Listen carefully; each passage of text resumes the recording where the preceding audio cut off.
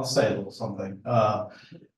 Yeah, so my sense in general around, I'm not a developer, I don't make money with development, I never have, and just driving around, my sense is that Framingham is at capacity. Driving from Nobscot to downtown to Holliston takes 20 minutes, half an hour. And so, but the state doesn't want to hear that, so what we need to do is think really strategically about this law and how we can, we can push back a little bit and say, hey, how about a waiver for all the construction that we did before this went into effect? But otherwise, how can we best implement the spirit of the law without actually causing thousands of units to be built? Because the law says we have to zone for the capability of construction. It doesn't mean we actually have to build every single apartment that they want. So think strategically about places where we could put in zoning that wouldn't result in actual construction. And that takes really careful, thoughtful consideration from people who are experts like Christine and like members of our planning board who could, could be helpful in this process as we go forward, and the administration. So that's my hope, is that we have enough time now. Let's get going. Let's come up with the best plan for all of them. Thank you. Do you want to say anything? Yeah, let me just introduce myself. Hi, thank you. I'm Jeff Roloffs, attorney for the developers who own the approximately 30 acres of land that's sort of on the topic of discussion here. Christine invited me to be here. I really appreciate that invitation, and I wanted to take the opportunity to come down to introduce myself, to hear from the neighborhood. I got the feeling that we're going to see a lot of each other over the coming months, and maybe longer. Some of you may know me from having represented the Faffords in connection with what is now the Badenbrook Farm project. I also represent Doug Steffen in connection with that project. So I've done quite a bit of work in Framingham. I've always enjoyed it, and I look forward to working with you here. I know that we're going to have disagreements. That's anticipated. And it may even get very contentious. This isn't normally what I like to do on my Saturday morning, but I'm here and I'm happy to be here, and I appreciate the invite. Thank you. Thank you, Jeff. So I think what Councilor Steiner has said is basically we need to think about how we are going to create an MBTA zoning overlay map on the 26.44 acres that acres that Framingham has, or 26 miles rather, that Framingham contains, because this is going to affect every single neighborhood, every single district, the traffic flow, the infrastructure, the schools, and I know the state specifically calls out that that's not a consideration, any of those items, when we're planning this out, but it does say that the intent and spirit of this law is to create housing near where transit is within half a mile, and that is the downtown. There is opportunities for bus in the Shoppers World area, Skeen Street, Route 9. There's several areas that this could actually be applied to. Western Avenue is another one that's within probably half a mile from the walking to a train. So there's other areas that could be considered. Why Nobscot came up, other than the fact that there's a parcel under consideration, to me personally makes no sense, and I would never be in favor of putting it there. So if there's other considerations in Nobscot, there could be possibly overlaying the existing B4 zoning district without expanding it, because this will be an expansion into that. The underlying zoning, I'm just saying what could be possible. The underlying zoning would remain, and then you create a new zoning with new regulations on top of that zoning. So you have two different zoning areas and zoning regulations that would be applied to parcels. So there's other opportunities. I've actually been in contact with the person that does GIS for Framingham, so I'm going to be coming up with some other areas that I think are possible, and they are along Route 9. Expansion into the 990 corporate mixed use area, which currently does not allow residential, but I had argued for that when we created that back when we were still a town, and it did fail. But I think at this point, because I have all kinds of documents and studies that support putting housing there from RKG back in 2016, that actually support this more so than it did then, because there is, retail is not doing well because brick and mortar is pretty much going the way of the dodo bird. So you have, everybody's online purchasing. I know myself, I hardly ever go to a store except for a grocery store, and I actually use the delivery, the grocery store, so. To think that we're, as much as I hate taking commercial off the tax rolls, this would be a mixed use component that would add housing into commercial, and putting it up near the tech park makes sense to me because it is transportation up there. There is a need for housing for the tech park to get people to move up there so that they don't have that long commute to work. So that's one area. Western Ave, where Odessa is, you could overlay down there. That's not far from the T station. It makes sense. And there's some vacant parcels down there. Excuse me, can you not hear me? Okay, sorry. So those are just some options. And Route 9 in front of Framingham State College, there's some parcels. They're commercial sites, but there's also housing on that site, where Phil De Palma currently is. So we could overlay something on that. The one thing we have to make sure is that there's 5 acres. It has to be a minimum of 5 acres when you're putting in a district for this MBTA zoning. Having said that, don't anybody panic because we have time to make our amendments to this map. City Council is the authority to approve, reject, or amend any zoning article. The planning board makes its recommendation. We refer it back to the planning board. We both hold public hearings. We have 90 days to make a decision, which in this case, because December 30th, I think it's less than 90 days at this point. So we have until the end of the year to be able to vote something in. But this is up for discussion. Nothing set in stone at this point. And the purpose of this meeting was to get input from neighbors about what they want to see. So having said that, I will take hands. Yes. Several questions. Starting with, when we went with the B4 zoning there, did we not go from ½ acre to 1 acre in that area where his client wants to develop? Wasn't that sort of a compromise? And now we're going to completely throw that out? That parcel is not in the B4 district. Right, but So that it used parcel- to be ½ acre zoning there. And I thought that when we went with the B4, we changed that to 1 acre zoning so that, okay. No, so the B4 zoning in Nobscot has nothing to do with the parcel on Evans That's Road. That's always R4. That's always That's R4. always been 1 acre zoning? Yes. And why does your client not just put 31 acre homes there? Well, so I'm relatively new to the project here, but my sense in talking to my client is that they just feel like there's, number one, they're developers, right? So they want to get more value from the property, that's obvious. Number two, though, this does seem to be, and this is where we're gonna start to disagree. From our perspective, and just from my initial review of things personally, it's an area where a higher density residential development seems to be called for as a transitional zone. No. I'm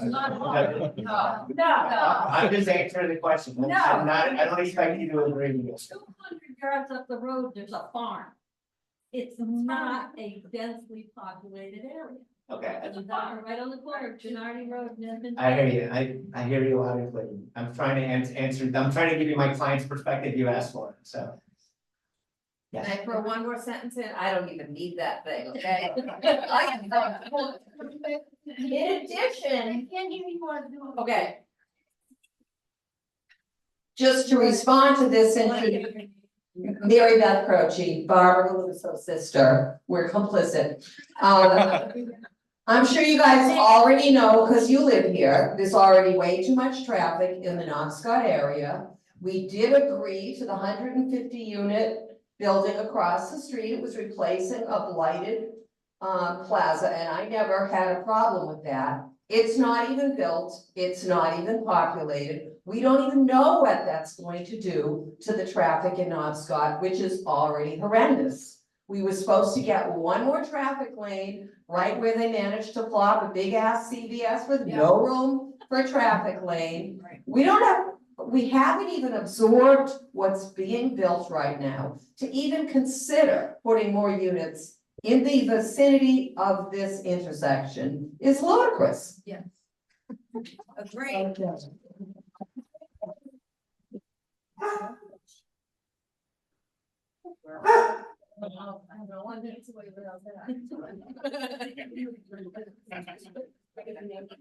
Leo's Roshine Drive. I just wanted to clarify the law. So you're saying that, when was the law enacted? Like.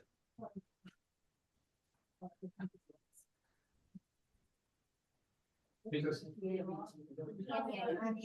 Yeah, the MBTA, because I'm just, today, this is the first I'm hearing about it in the last month, probably because I'm not following politics closely. But this concept that we have 3 months to figure out where we're gonna put an increase of 10% of residents in Framingham is insane, isn't it? Yeah. Right? Yeah. So number two, like, they want to put it all in Framingham. Wouldn't, if you were gonna do something like this, wouldn't the first thing you do is figure out the impact on the entire community, and then you would start going, step by step in that process? So what I'm hearing now is we're rushing around trying to, our development over here, we've been talking about for years, that parcel a lot. And now they're gonna go, they're talking from, what was it before? I don't know, 15 per acre, which is like 100 and something. Yeah, I don't know the specifics, but a lot more than we wanted in beer gardens, to now 1,000, which is, 3,000 people, what, 1,500 cars. I mean, all this stuff. We have a school down the street that my daughter goes to that they're gonna tear down. They're not replacing it, they're gonna tear it down. Well, she did go there because we had to pull her out. There's mice running around the street. There's no grass in the park, in the field. Well, there's some grass. I'll correct myself. The playgrounds are falling apart. And this is the school nearest to where they want to put stuff in this part of town. They're telling us that we have a shortage of schools in other parts of town where we have to build schools across on the south side. And that the schools are just one aspect of it. Forget healthcare. We have a hospital in town where the DPH is at because there's problems with it. If you've ever had to go there, I have a child, I've never been to the hospital so much in my life, but now I'm at the emergency room, it takes 4 or 5 hours to get care there. The CVS, which I understood when they said they're gonna build it, was supposed to have a mini clinic. But it doesn't. And so we run around when you need care, either you go to the emergency room for 4 hours or 5 hours, or you dial on the phone to try to find the next place that you can go to get health care. And I'm relatively young. So people that are in emergency situations that need this, no offense, the more elderly than myself, where's their health care? Yeah.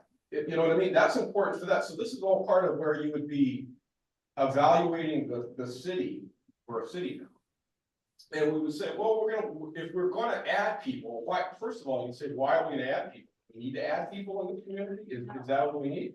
To me, like, if I'm gonna have a football stadium, I have the team that I build a football stadium, and then I invite the people to come. I don't have the people sitting out waiting for the football stadium to come and go the other way. And that's what we're doing here. This is free. So I guess I'm trying to understand the whole thing because it is really free. Number two, I'm suggesting that it's a law. And I said this in the other meeting, and everybody's shying away from this. Go to court. Yes, yes. Go to court. Yes. At the least you delay it. And I know people are saying this isn't gonna work, we're not gonna do it. Well, what, Right. are we the only town in Massachusetts that doesn't have space for people? No, when I drive around. Now, I get, because we have the train, this law apparently more effective. So if I wanna pull, and then I go to these meetings, and she's trying to do it, she's doing a wonderful job. I sit at the first council meeting or whatever I did last week, and I hear a lot of people talking about our fair share.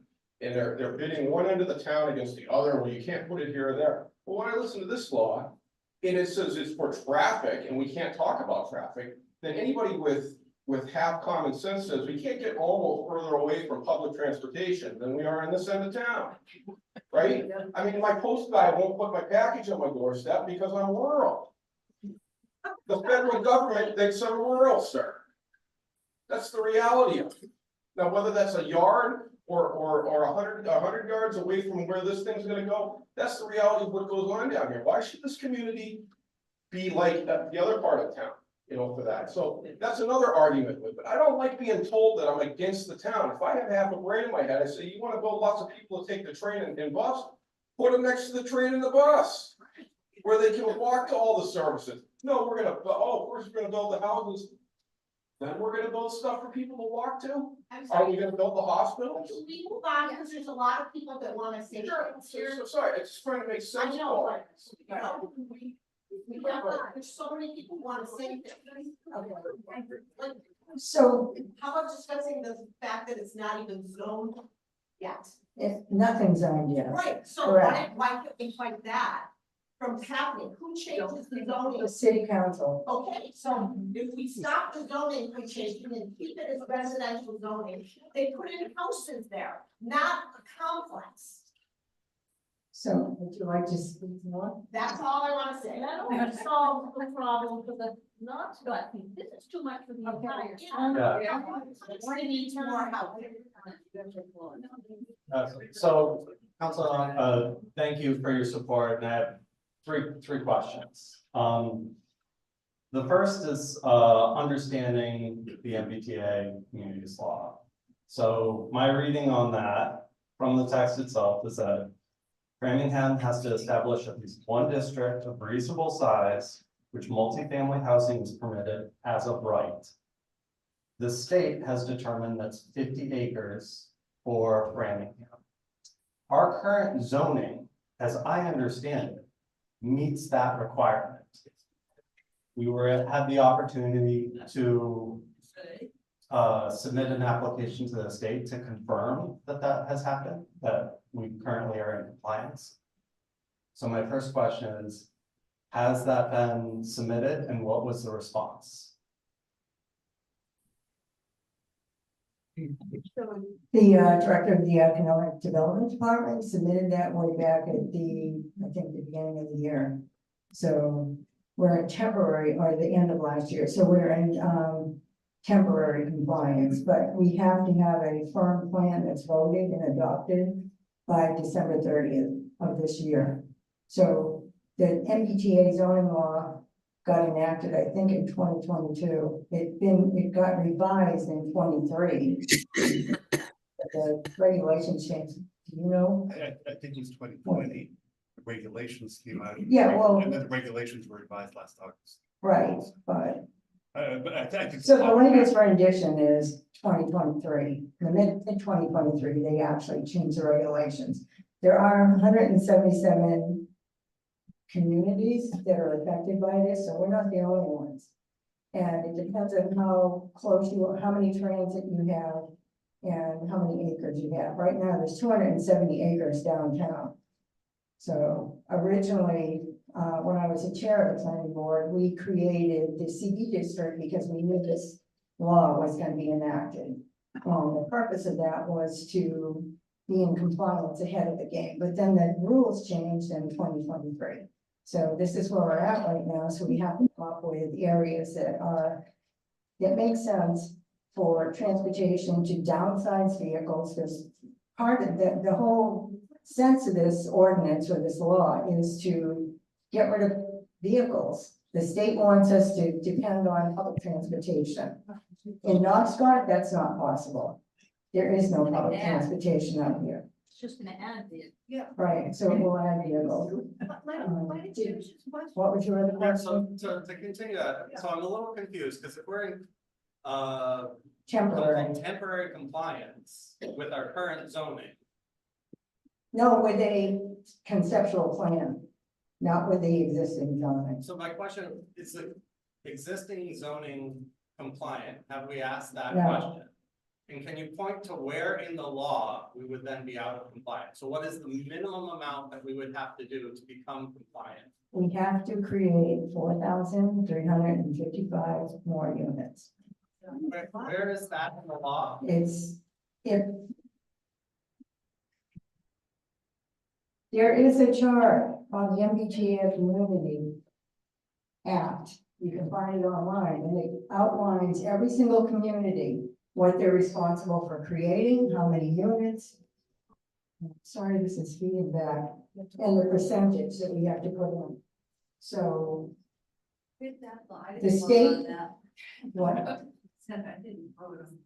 No, the state, no, this is this legislature. That's who voted for this, not us.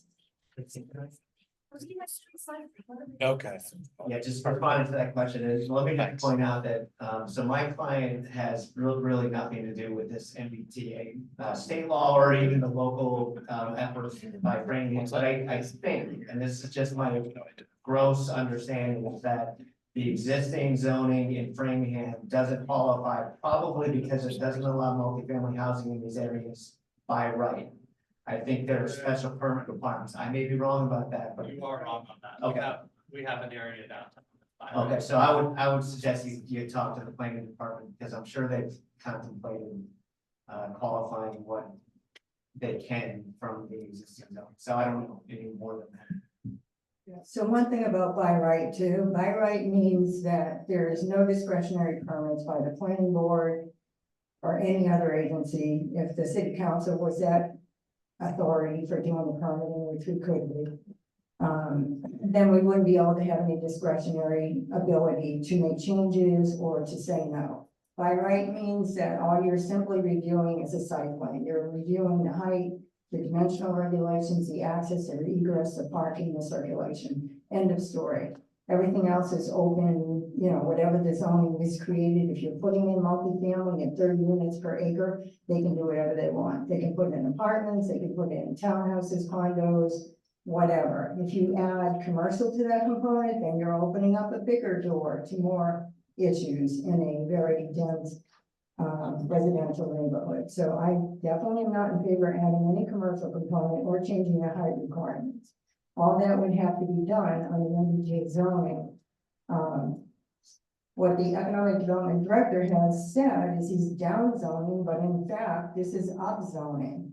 Because now you're increasing the density that's already underlying zoning allowed by increasing it double, adding 6 feet story to these buildings, and then changing by adding commercial component retail, which nobody's gonna want that in Nobscot.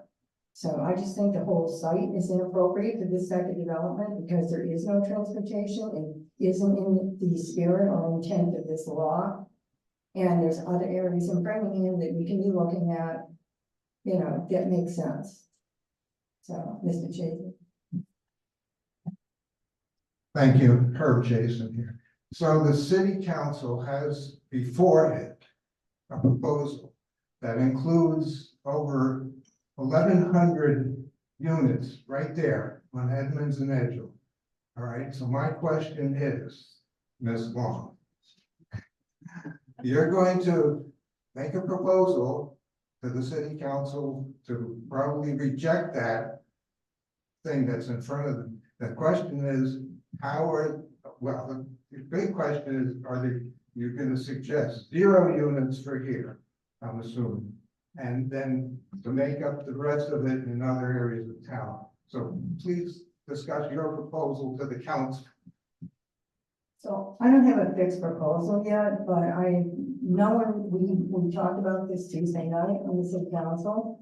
There's no councilors that's in favor of putting this in Nobscot. So, and I'm not in favor, and the argument of done. Or the MBTA zoning in Nobscot because it simply makes no sense.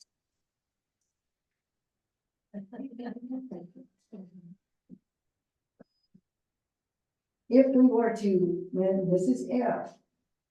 So this proposal or the Edmonds Road parcel is separate from this discussion. Because I don't believe there's any intent to put this type of zoning in on this parcel in Nobscot, just because we'd lose all ability to be able to control what goes on. So I don't think that's going to be on the table at all. So I have different sites, as I said previously, that I think are more appropriate. And I know the economic development director doesn't agree, but I still think Pine Field Shopping Center isn't a horrible idea because there's apartments that back up to that. 990, you could put, there's 50 acres up there. That's where you put density. It's wide open. If you haven't gone up to the Staples Park in 990, take a ride up there. It's a beautiful area, right for development.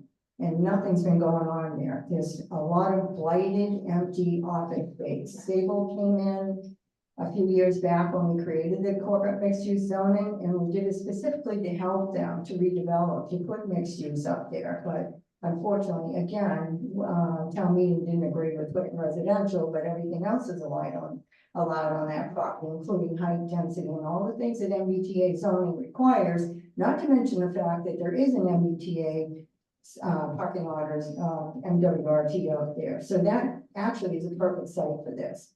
There's other sites, like I said, Western Ave, Route 30, there's another area that could be expanded, you know, so, because there are, if you go up towards Route 30 where the clinic is and my hairdresser is, that whole strip, you could put an overlay there.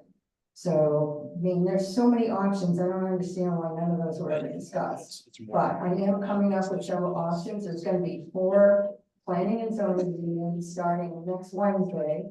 I don't know the dates off the top of my head because they're all that skewed, but I'm gonna hold 1 a week for a month, hopefully, so that we get as much input as possible. So when we come to a final plan, everybody can agree, because right now, no one agrees. Nobody on the city council agrees with the current plan that was recommended by the planning board.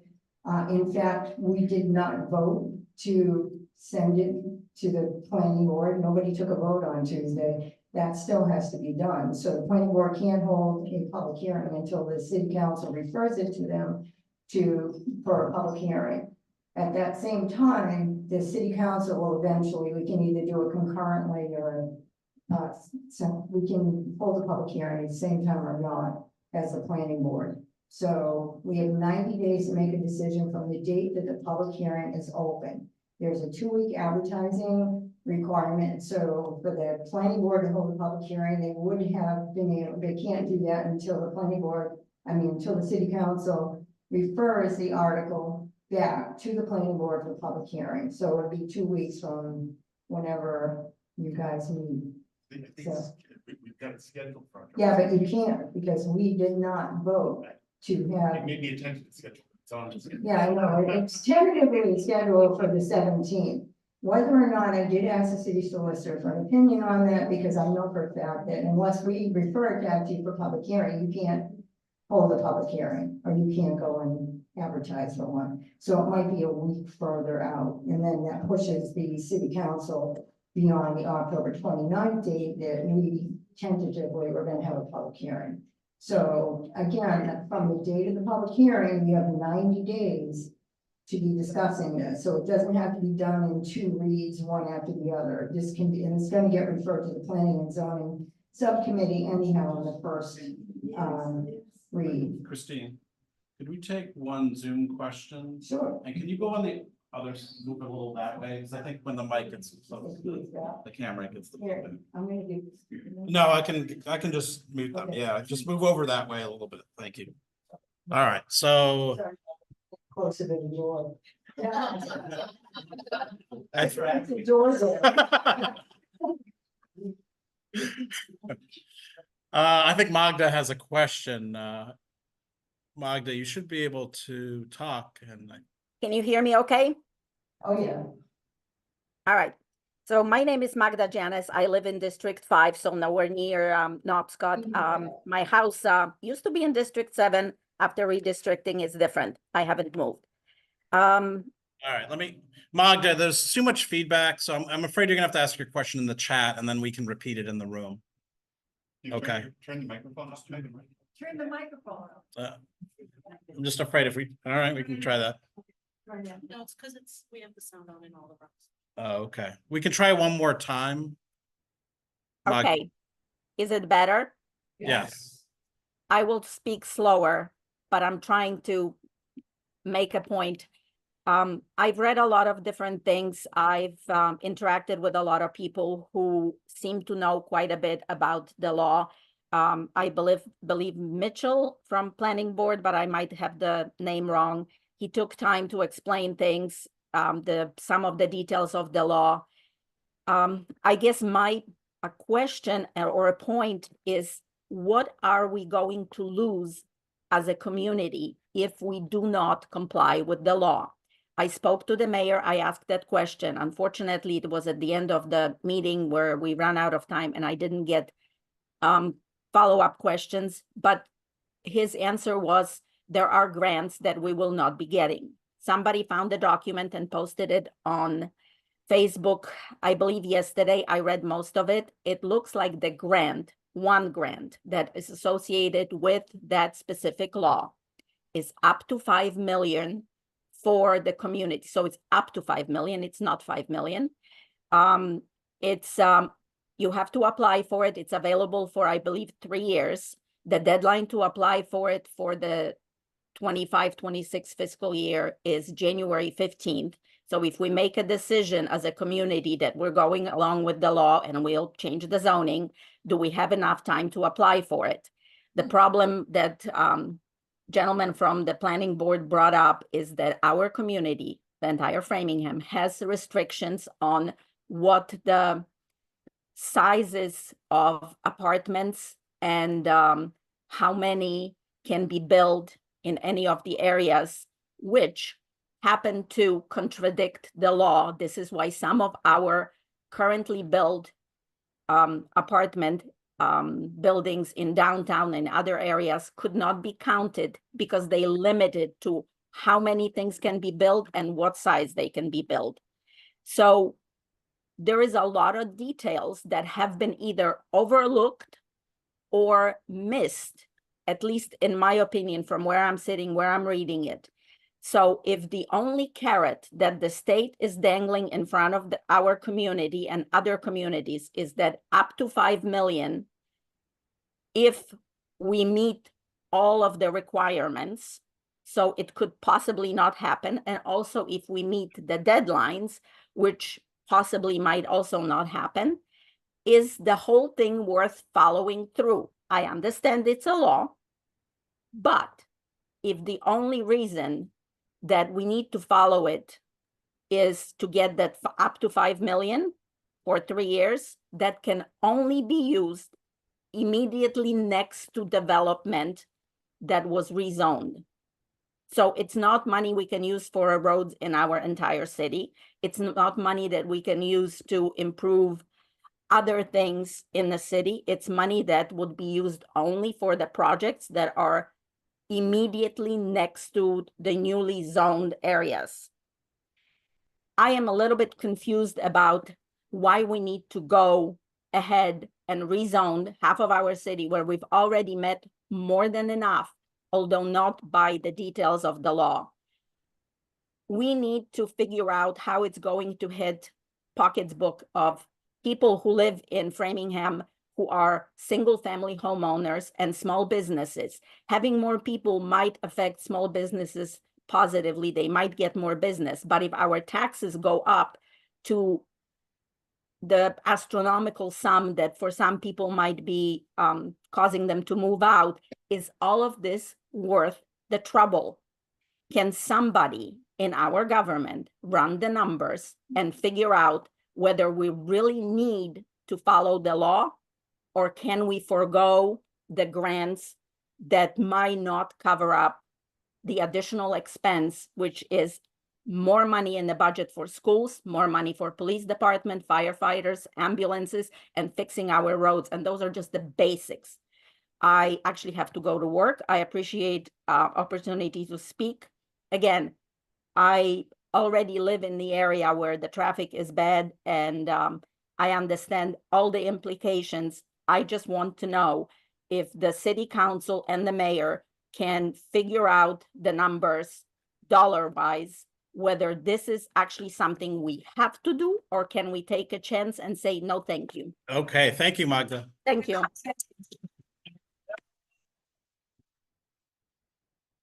So what you're asking for is what someone else brought up, is a cost benefit analysis, which has not been done. The state obviously didn't do that when they implemented this law, which it's a shame that didn't happen.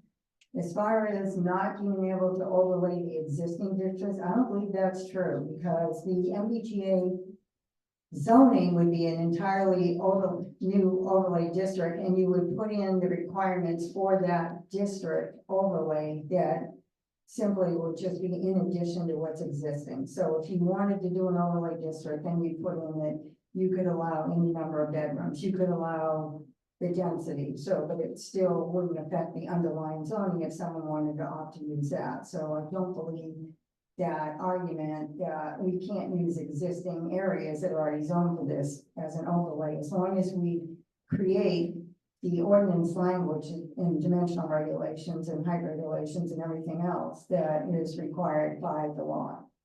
So that's my answer to that. As far as the rest of this is something economic development should have done way back as far as figuring this out.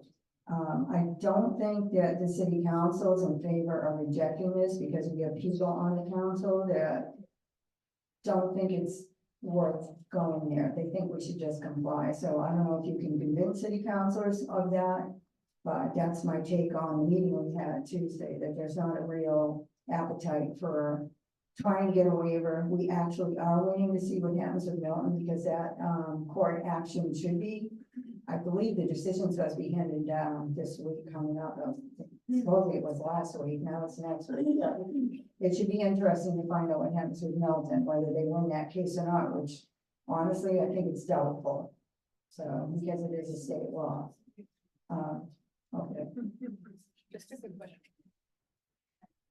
So since the emphasis for this is all transit related,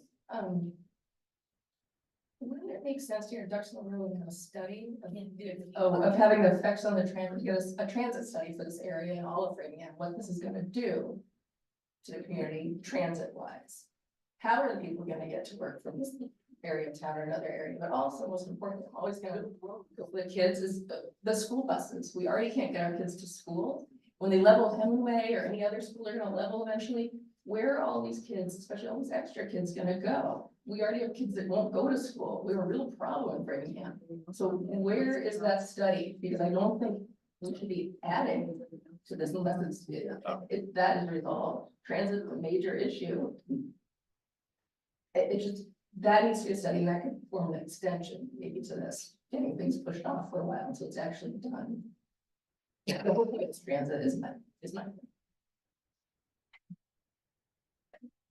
I don't believe we can get an extension at this point unless the planning board member knows anything different. As far as I know.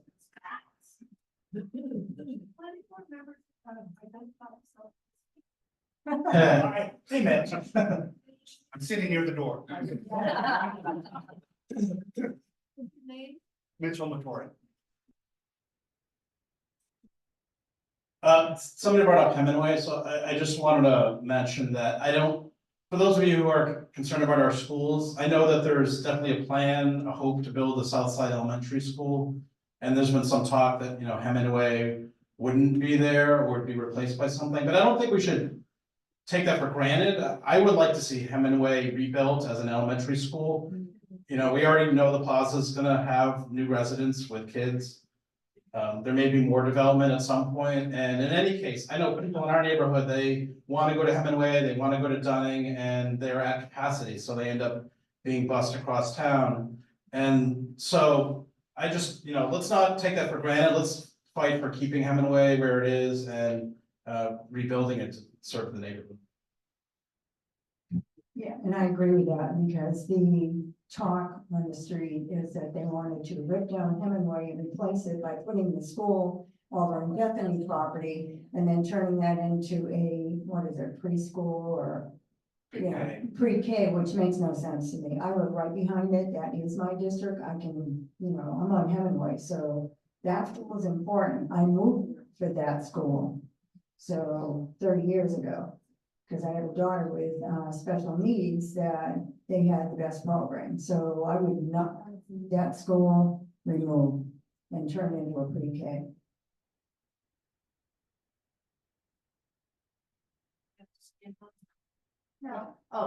I guess my biggest point from all of this is I don't understand where the hesitation is to try and fight this. It seems like everybody just rolls over and plays dead. And as that woman Magda had mentioned, you know, it's like, why are we doing this? What is it we're gonna lose? Doesn't our government work for us? We hired them or voted them in. Why aren't we calling the mayor? Why aren't we calling all of our legislators? Why aren't we doing something to tell them that we don't want to do this, whether it's a law or it's not a law? There's got to be some way around this, or at least just inundate them with our opinions. But actually do something rather than just say, well, let's work around it. My 2 cents. Your 2 cents is valuable. Just so everybody knows, the mayor is actually on the MBTA board. So, which I find interesting because he's definitely, you know, cheerleading to get this done, rather than listening to our residents who don't want this to get done. What's his issue with the that he wants this? He likes development, I guess. I don't know. I did invite him to this meeting and did not hear back. And obviously, I also asked for the economic development director to be here, and apparently the mayor said he could not come.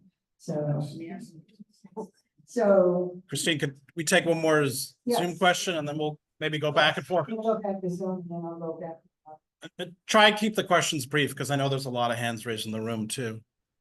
Last question. All right, so. I see that since we were talking about the schools, Mr. Freudberg is in the room on the school committee. Mr. Freudberg, you're unmuted if you want to ask a question. Great. Thank you, Councilor Steiner. I'm at my son's baseball game, so apologize I couldn't be with you in person. I'm Adam Freudberg. I'm a school committee member. I'm also on the school building committee looking at the future of Hemingway. And I'm tracking this very closely for the need for education to have a seat at the table in everything. No matter what happens with the city council plan, there will be a school impact, whether it's crosswalks, bus routes, enrollment, and more. I wanted to clarify anything about Hemingway. Hemingway is not going anywhere. Hemingway will remain a school property, school-owned property, and a school building. The building committee is looking at how to properly renovate Hemingway, as well as how to fix our imbalance of how many schools are located across the entire city by looking at other sites. But Hemingway is remaining. School committee just voted to make sure that Hemingway remains in school. School building committee voted as well. It's hard to project exactly, how many years out, what grade levels we will have different enrollment surges. So it's possible that the grade levels that Hemingway will serve could change a little bit, including expanding by adding a preschool. But either way, I've heard some comments about Hemingway being torn down. That has never been discussed without the actual great replacement of a brand new building to help support that land. So the school building committee continues to meet, and it's a 4 to 5 year process. So this will continue to be evaluated, but the long-term plan does absolutely have Hemingway remaining as a school property and a school building. And before I wrap, just to say that if there's an opportunity for the school committee and council to collaborate here, just like the fire department, police department, traffic planning should all be considered.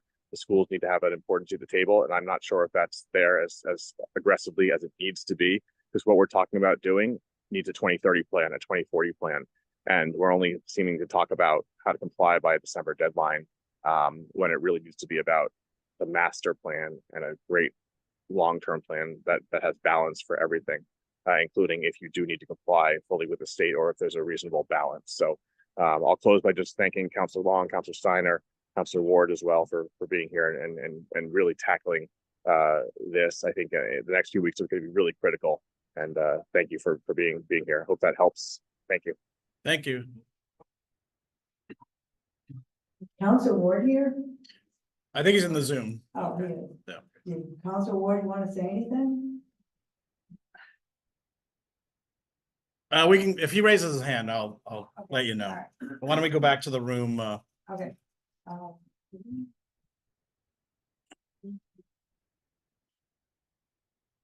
With the apartments that we have in downtown, a lot of them, from what I heard, aren't even filled. Is that true?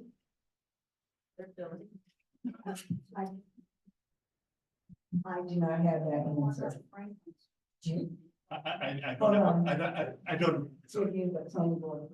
I'm on the planning board. I don't have that personal information, but my understanding, from what I've been told, is that it's they're about 95% full.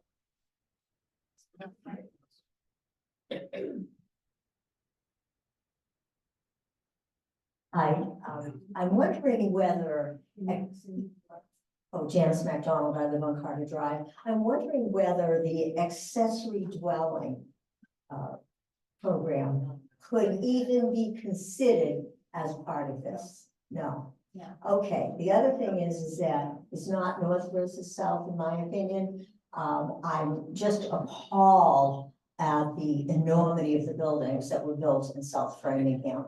And I feel so badly for the residents there. Yes, some of the buildings were old and needed to be redone anyway, but to overload downtown Framingham is not the answer here.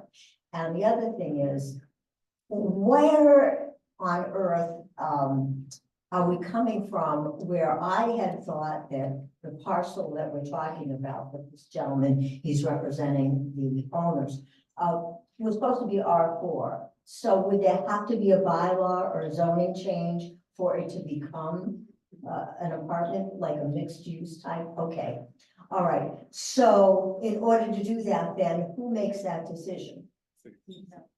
The council. Okay. It's just too many vehicles, and it's not about traffic downtown. The purpose of this law was to stop vehicular traffic, to slow it down, not have as many automobiles, and to get people to rely on public transportation. Well, first of all, our infrastructure is broken, as we all know.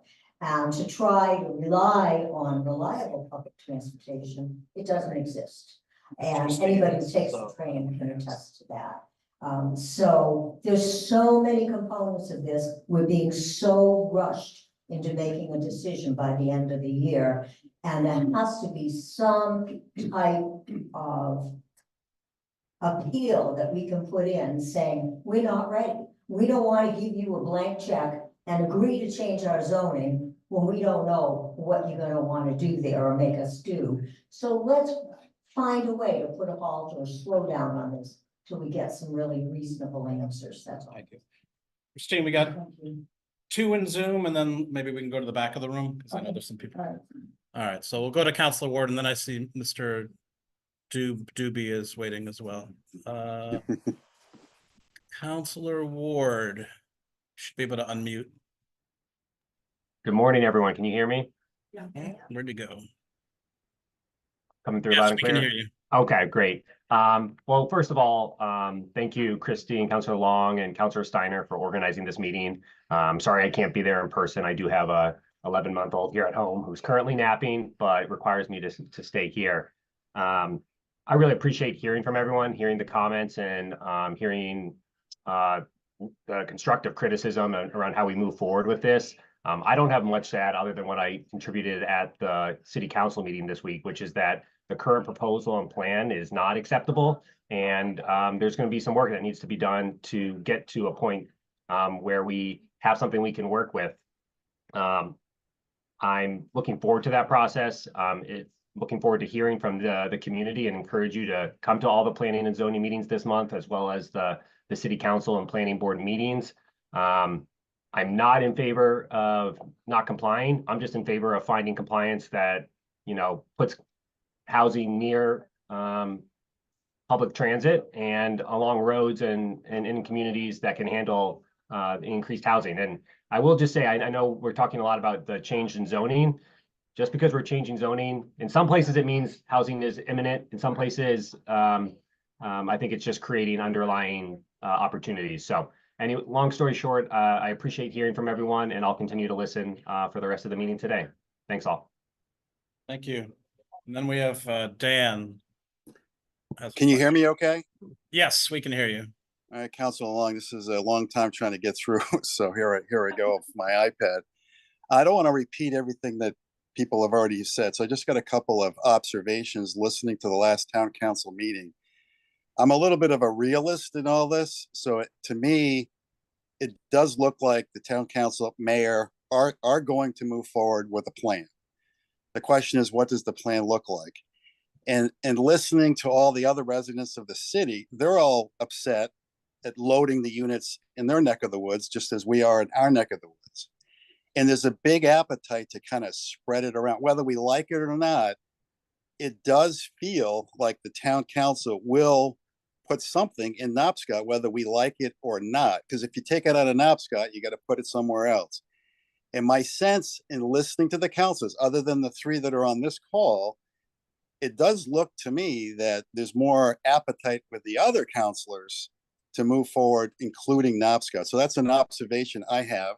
And I don't know if Councilor Long can comment on that. Second point is, if we in fact are going to have units built, I was going to ask the attorney, is there any thoughts to providing townhomes and condos where people have home ownership rather than stacking large numbers of apartments? I think home ownership is a key development for residents to kind of, start a home, get some ownership involved. Is there any way we can see if that's a possibility? If in fact something has to be built, is that something that we could talk about and move forward on? So those are my comments. Thank you. Can you answer? Can I answer that? Let him answer the question. So I can answer that question. Well, So. I'd like to hear from you. Okay. Oh, from him? But- Oh, I love you.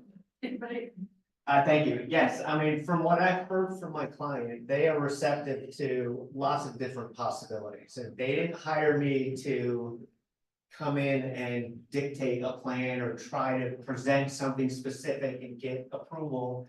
They are looking at all options. Townhouses are definitely among the concepts that I've heard from my clients. So right now, with respect to this MBTA zoning amendment process, my client's kind of sitting back and watching. Like, they want to know what the parameters are, what they're working with.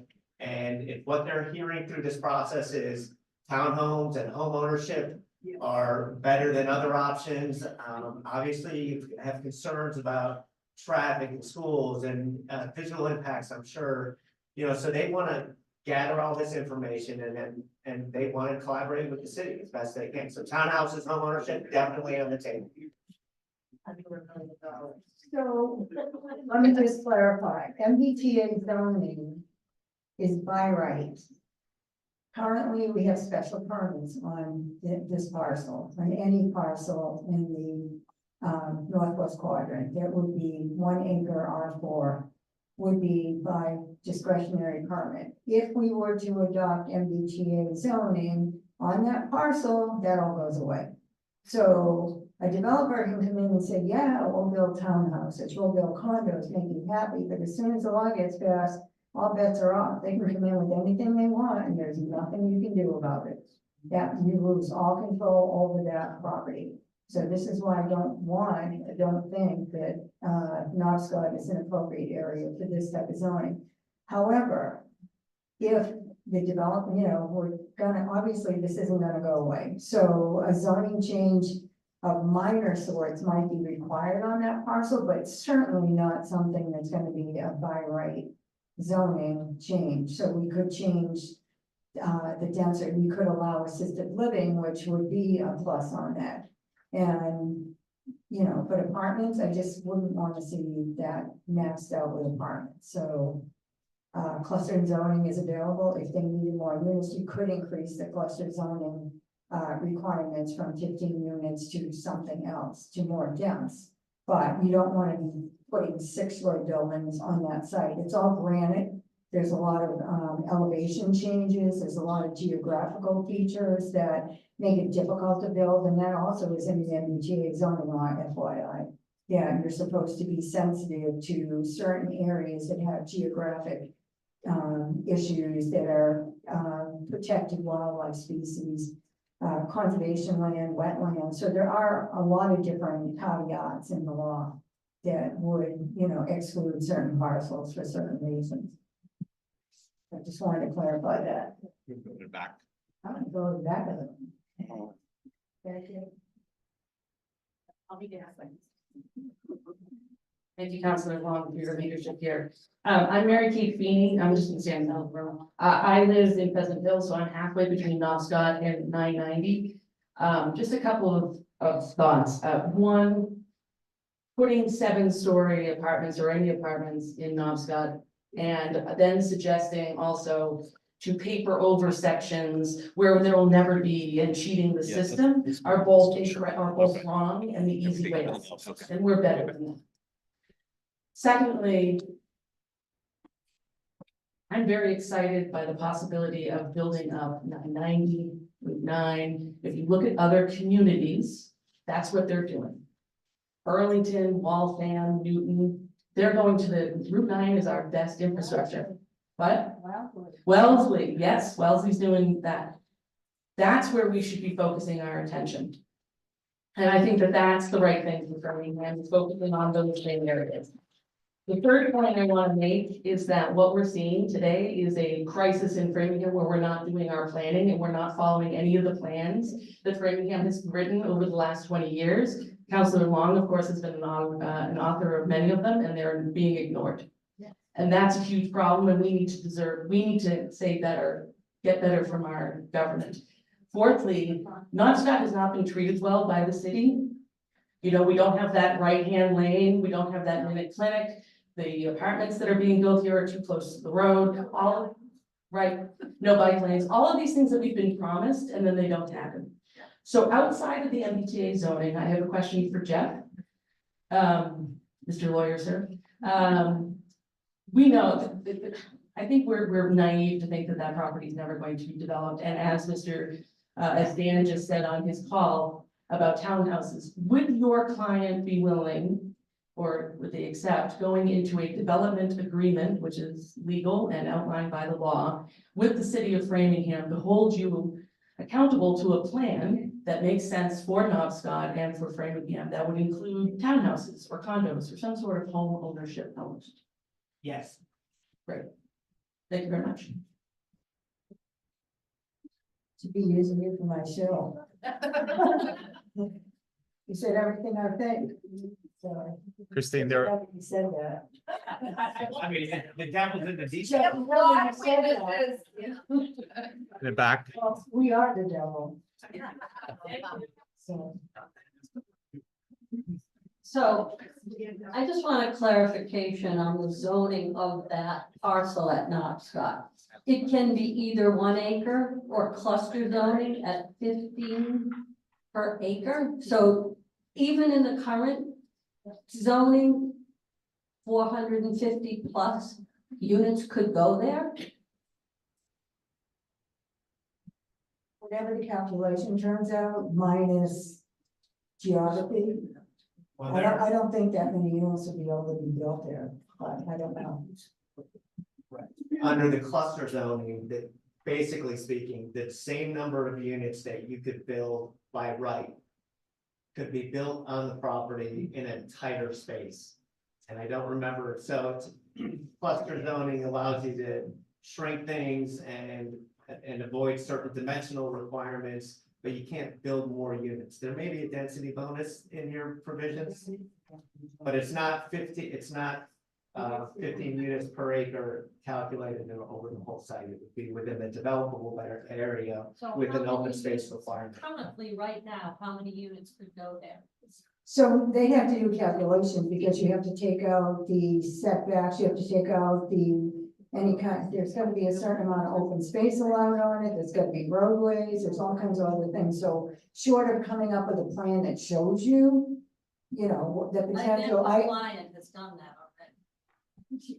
I don't think so. I don't they think may so. know that, they may know, I actually don't know myself. Yeah, I don't either. I just said, in the past, seen conceptual plans that show, 486 units somehow.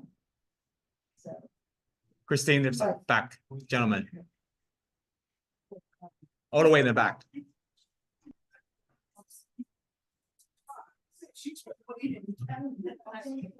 I just have a really quick question. Thank you for doing all this work, and I feel like we're asking a lot of you and Adam. Can you let us know what we can do on our end, who we can communicate with? who we could potentially put pressure on to help assist you with this fight? That would be the city council and the mayor's office. What do we do? Do we write letters? Yeah, write letters. I mean, we get, But I would like, I'm not taking the city council, oh, they're just not into it. I don't take that right now at the face value. I'm Annie Murphy, I live on Evans Road. And so somehow I just don't trust that all the city councilors are gonna say no to this over here. So what can we do to hold their feet to the fire? And there was a suggestion of a task force. I mean, you got a lot to do, and it's not 90 days, it's less than 90 days. What can we do to help you speed this along? Are we gonna wait for them, city council, to do whatever they have to do to get the planning board to get going? I mean, how long is that gonna take? How can we be assured that this is gonna happen and it's gonna get going? And what can we do to make sure you get the support you need and you're not just doing this all by yourself? And I know you're not, but we wanna help. so. Did you want to respond quick? All right, so hold on. So what you're saying is a task force, so I've had the subcommittee had a working group, I don't currently have one. If you want to be included in the working group, that would be great to help with this, because our subcommittee was Brendan Ward, myself, Councilor Ibiani, Councilor Bruno, and Councilor Bryan. That's the 5 people on the planning and zoning. I'm pretty much taking this on as the person that knows more about zoning than probably anybody on the council. So, but any help you want to provide, come to the meetings, make suggestions. I mean, at this point, like I said, we kind of got blindsided with this proposal at the last minute. yeah, There was nothing about Saxonville and Nobscot that's even been remotely mentioned from January on. So this just happened at the last hour. I didn't even know. I know the reason for that. I don't know the reason why this happened, and it's unacceptable. So just because we have certain sites that developers own that are looking for zoning or want to build. So it's not, and the other thing I want to dispel, the fallacy that this is a paper exercise, that's BS. This is a reality exercise. And if you put a zoning overlay that's by right for apartments, for multifamily, trust me, they will come. 20 years on land use boards and another 5 on land use in city council, 25 years in Framingham. I do this in Newton also. If you put it out, they're gonna come. So don't think that they're not gonna build. So you gotta be careful what you wish for and where you put this, because if you put it in the wrong place, you are gonna get what you don't want. So, and I'm in favor of saying no to all this, and I think there's a couple other councilors, but you need to have a majority. And right now we don't, because there's some councilors that think we should just comply. We lose some funding, but again, what's the cost analysis benefit on that? And I've asked this about other questions that I voted against.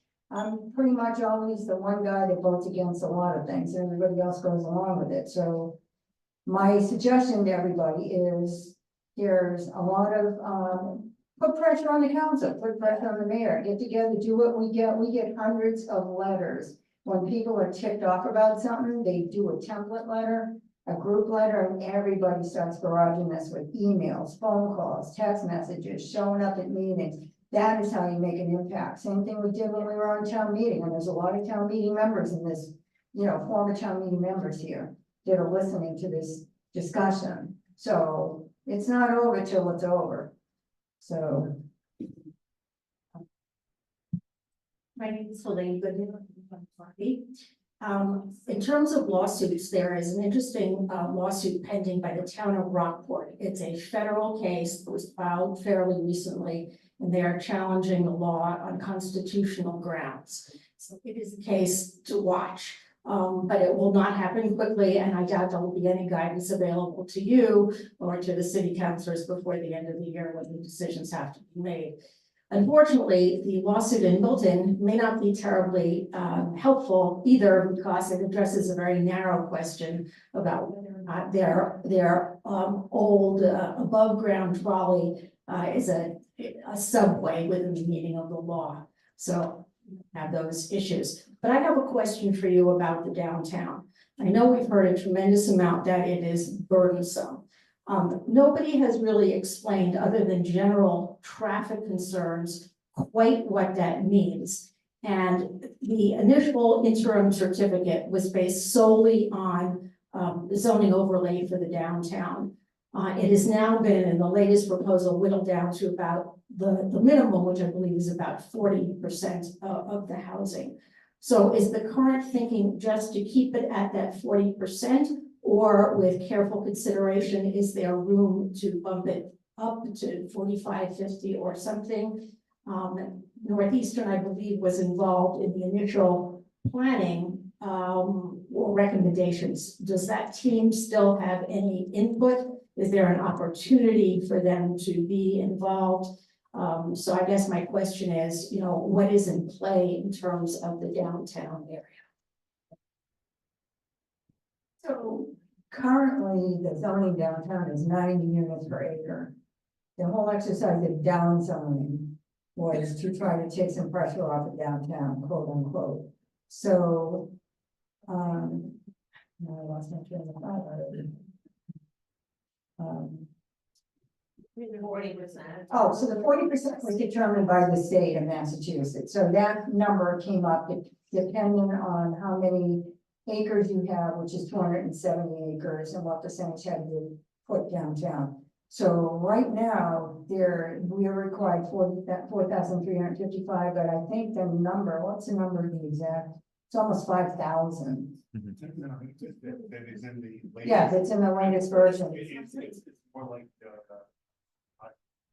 Yeah, it's over. So I mean, it's like 4,500 or something. So I'd love to see that actually brought down to the exact 4,355, because I don't want to give them one more unit that they need.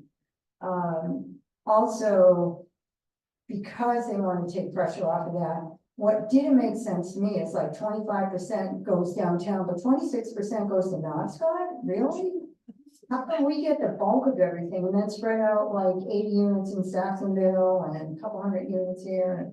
I mean, we're supposed to get 1,100, almost as much as, half as much as downtown, which is by a train station, which Nobscot isn't.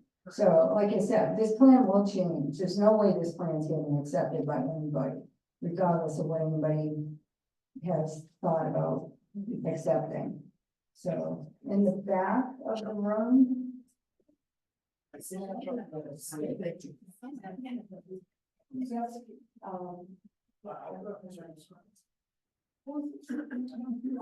Hi, John Vasquez, Grove Street. I'll try to be quick so other people can speak or ask questions. First of all, Christine, can you confirm one statistic that gets thrown out? In order to comply with the state mandate, does it have to be a minimum of 15 units per acre? Yes. Okay, and so using that formula, we would have to come up with, say, 4,500 units, 15, that's 300 acres. So we have 300 acres along Route 9, Tech Park, all those areas that have infrastructure that makes sense from a transit standpoint, that would qualify. You know the inventory better than anyone. Yeah, so it's an acres that has to be placed. But my question is, so it's 50 acres on 990 in the corporate mixed use, which would be enough. So you got the downtown has 270 acres. Okay, so just 32. Okay, so we have it. We have plenty. So we easily have enough acreage outside of Nobscot to fulfill the MBTA criteria if we choose to do that, correct? Okay, so we can take Nobscot off the table very easily with respect to the MBTA plan, because you have plenty of other places that are commercial or mixed use already that could carry residences. So I think the woman on Zoom made an absolutely, I think it's absolutely appalling that the Office of Economic Development has not done a cost benefit analysis. That is just malpractice. And we should just, they should be disciplined, they should be criticized. That should not be allowed to happen. You have to run the numbers, as that person said, to figure out what's the additional burden of all these units, what's the additional tax revenues against all the infrastructure investments, schools, roads, all the things people talk about. We should be looking at non-compliance until our own people come up with a believable, credible cost benefit analysis that's peer reviewed, not just put together by the mayor's team. Because the absence of that kind of analysis thus far is not good faith. It is not good faith. And so we need to hold them accountable. And then, and only then, do we move ahead with a compliance plan. At the same time, the city solicitor puts together a case and say, we're not going to comply. If it's only $4 or $5 or $10 million, that's peanuts. You cannot buy much sewer, you cannot buy much roadway, you cannot buy enough school space, you cannot hire enough teachers for an extra $5 or $10 million if you add 4,500 units with 9,000, 10,000 residents. We should just say no. We should just say no. Sounds like a really good slogan. I think I've heard that somewhere. Yeah. Thank you. Kathleen Myers, I'm on Agnes Drive, former selectman as well. And a non-practicing attorney because I'm retired. On Monday morning, the Town Milton case is going to be argued before the SJC. And the very issue that was brought up by the previous speaker is going to be decided, which is can the state, because what's happening in Milton, because they had a referendum, they withdrew themselves from the plan, they're now compliant. Well, the state didn't just withhold the MBTA funds that the statute requires. There's like 4 different funds. But the governor and the attorney general say, we can withhold all state funds. That's the battle. So that question is not answered yet. Now, if the state prevails, and in my mind, it's unlikely that the town is going to prevail. They have like 8 briefs filed in their favor, 12 of them by housing advocates against them. But we're really not going to get out of it that easily. To me, the 990 thing, just comply. 77 towns are the towns and cities have caved in and complied, and they did the kind of stuff that we're discussing. Put it in 990, put it on Route 9. Stop haggling about it and get off. I mean, I would hate to see us get sucked in to this equity idea that we've got to have the same things in the north side, the south side. A previous selectman, John Stefanini, mentioned the neighborhoods are what's most important in this town. So let's stop with the equity. Let's use some common sense. We've got land that we can use that's not going to impact anybody, and it's going to be close to the transportation, and it's going to give us a reasonable opportunity to get out of this with the least amount of pain. Well,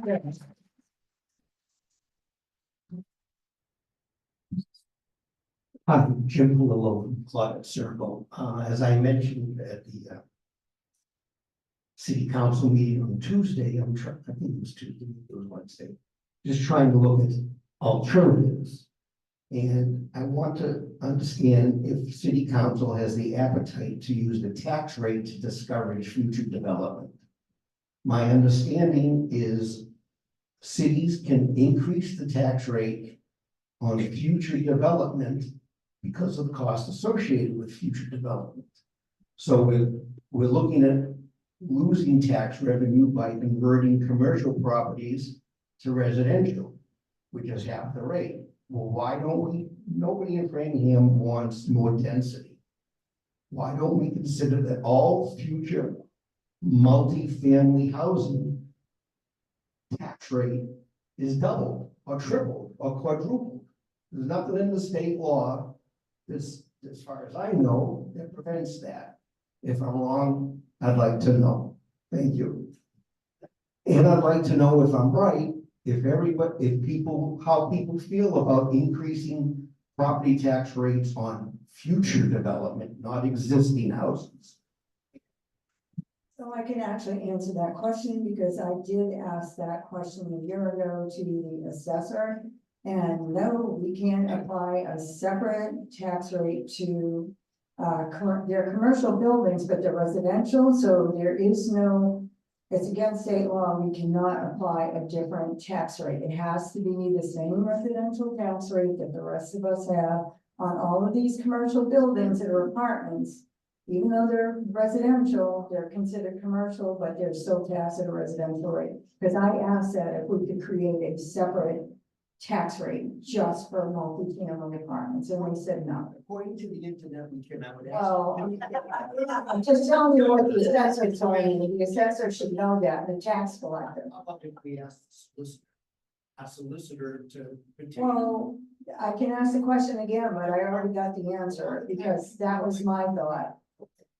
So, We also have a Zoom participant comment. Hi, my name is Carol Delano, and I just want to add that Edgel Road, Edmonds Road is not Route 9, 128, 135, where they're building all these apartments. They're farm roads, and there's ledges everywhere. So I hope that this developer puts some, like the condos or something. I know they have to build something here, but I don't think our Nobscot can handle anything. They build the senior center.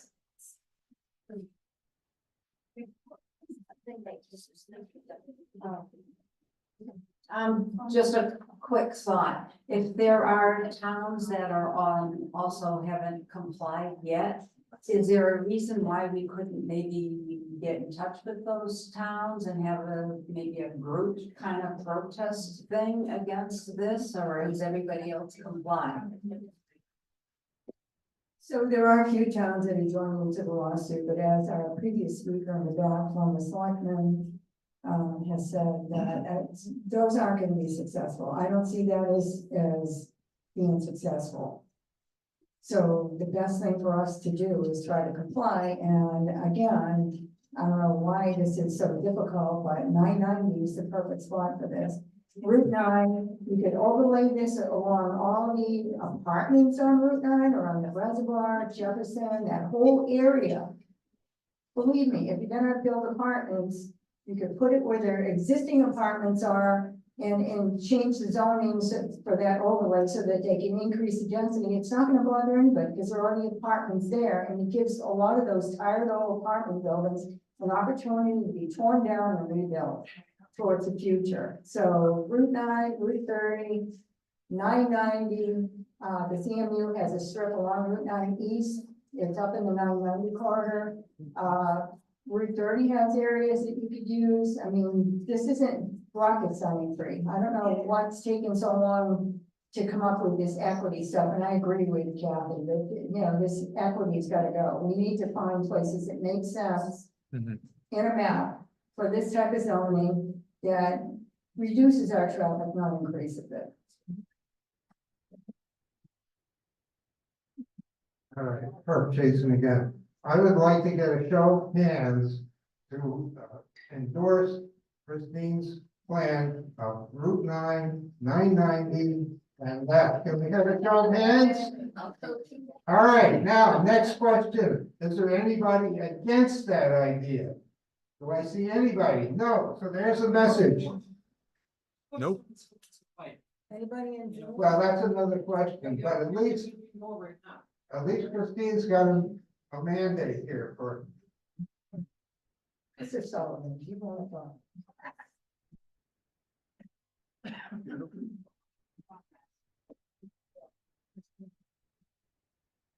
Yes, he wants to.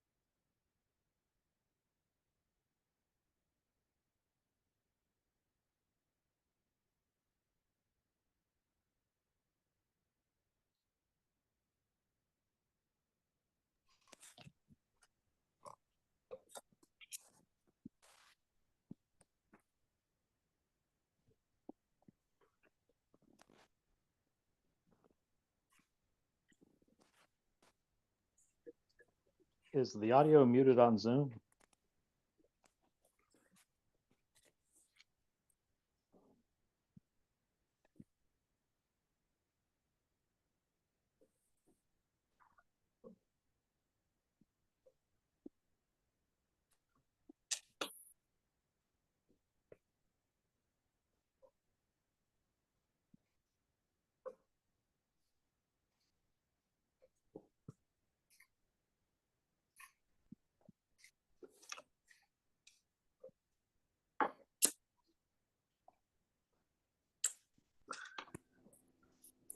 You don't know what time we leave on Tuesday.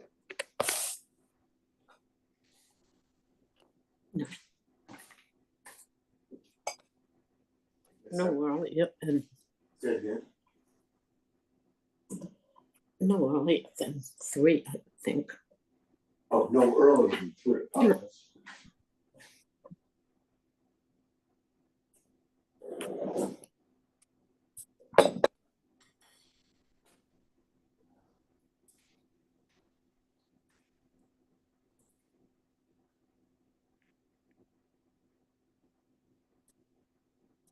No earlier than 3, and that would include paying our expense. Wow. So they live in Sharon, right? Yeah. So not that far from Jeff. Shh, just a minute.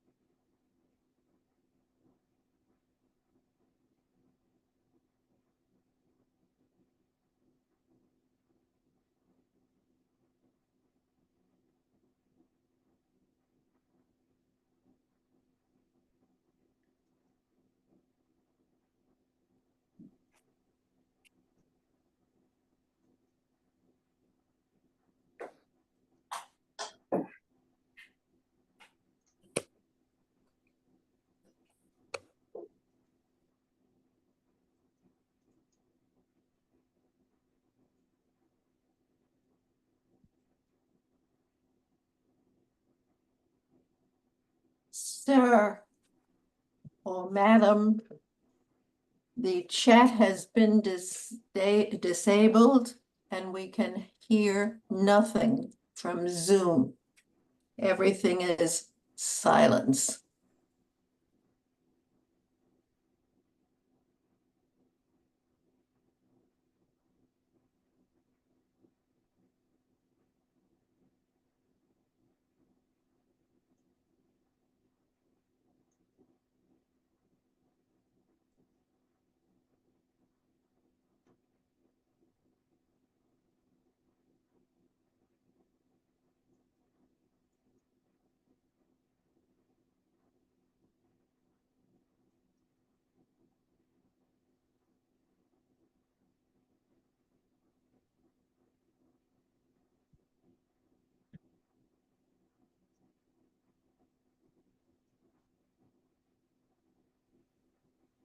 Is it possible to get Zoom back up and running so we can finish this meeting together?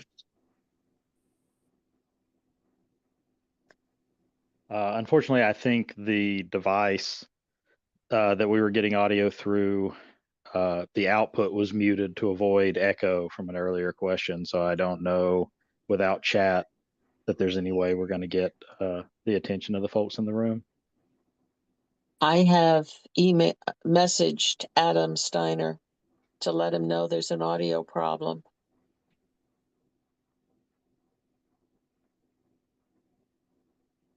I also reached out to people in the room, but of course, you can't get called on to ask questions. So looks like we're going to be in the dark for a while.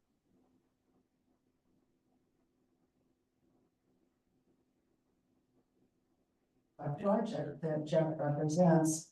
And we do need to deal with that. This meeting was called about the Nobscot area.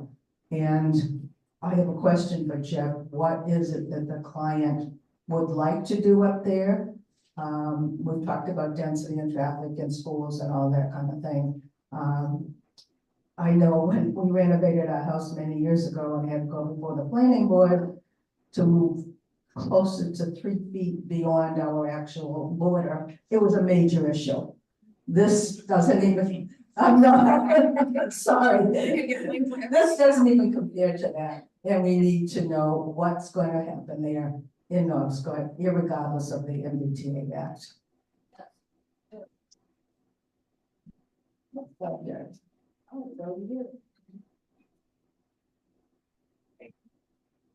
So there is no current proposal that I've seen. Again, my client has shown me a lot of different concepts. And what I'm seeing in those concepts are different possible components, assisted living or senior living components that I've heard from some as maybe there would be some support for here. Multifamily housing for sure, townhouses have been part of some of the concepts that I've seen. There was a suggestion, I think, from the planning department that maybe in connection with any development of this parcel, that there be some conveyance of land for an upgraded fire or public safety building.